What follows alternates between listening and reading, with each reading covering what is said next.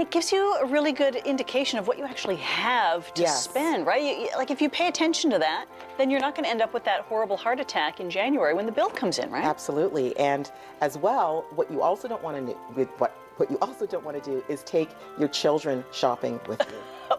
Now, really. Why would that? I can't even imagine why that would be a problem. No, you're probably wondering what that had to do with my last tip, but it has a lot to do with it. So if you take your kids shopping with you, not only will you be distracted, but you will also have to deal with your kids saying that they want everything that they see that's on display, and you will go off your budget just to keep them quiet. So go alone.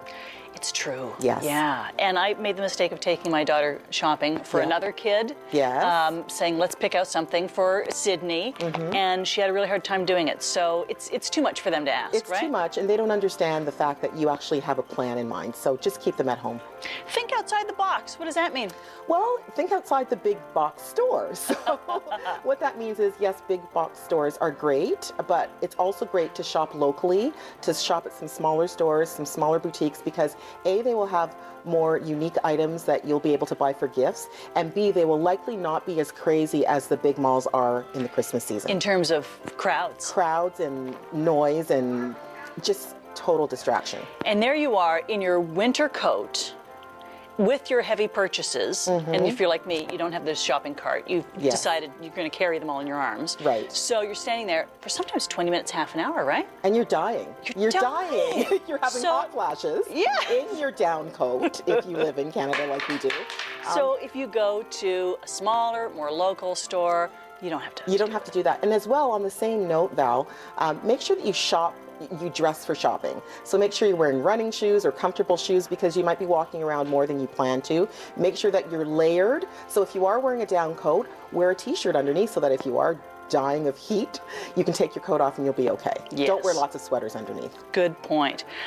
Make homemade gifts. That seems kind of kitschy, but why not? It seems kitschy, but you know, I find that people really appreciate homemade gifts. And it doesn't have to be expensive, first of all. And second of all, the fact that you've taken the time to think about somebody individually and make something for them. It could be cookies, it could be a baked good, it could be, you know, a knitted scarf or something that has your personal touch. I think people really, really appreciate it. I think you're right. Who doesn't love getting mittens and a hat from Grandma? Exactly. So earlier you said not to shop with kids. Makes perfect sense. Yes. What about shopping in a group with friends? You know how they say, hey, let's all go to the mall together. No. Do you agree with that? No, because if you're like me, and many of us are like this, in the holiday season, 'tis the season, you go out with your friends, and I've done this many years, we all decide we're going to go shopping, then we say, oh, let's go for a couple of drinks, oh, let's get some eggnog, oh, do you think this would look good on me? I need a shirt, so does my dad, but so do I. Next thing you know, you're buying things for yourself. Oh, honey, you've got to get those foods, exactly. right? So, you know what, your friends, as well-meaning as they can be, can distract you in many ways, so leave them at home as well. We talked about avoiding the big malls. Yes. And shopping more locally, wearing comfortable shoes. We haven't talked about shopping online.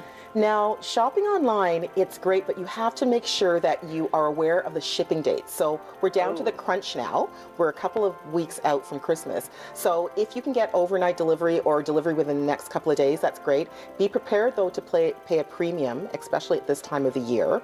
And if you aren't going to get that overnight or expedited shipping, then you might actually be too late. So just make sure that you know what the deals are in terms of when you're going to get your stuff. And don't make the mistake my husband did, who said, I think your gift may not arrive. I forgot to put the suite number of my office on the shipping. So if you're having it shipped to work so that they don't find it at home, make sure that all the information is there, right? Yes, absolutely. Divide and conquer, what does that mean? So, you know what?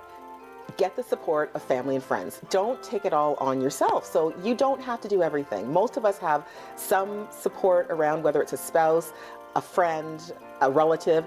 Split your list, say to your partner, you're buying these, I'm buying these. Say to the grandparents. And then trust them. Let them do it. Let it go. You're not responsible for everybody.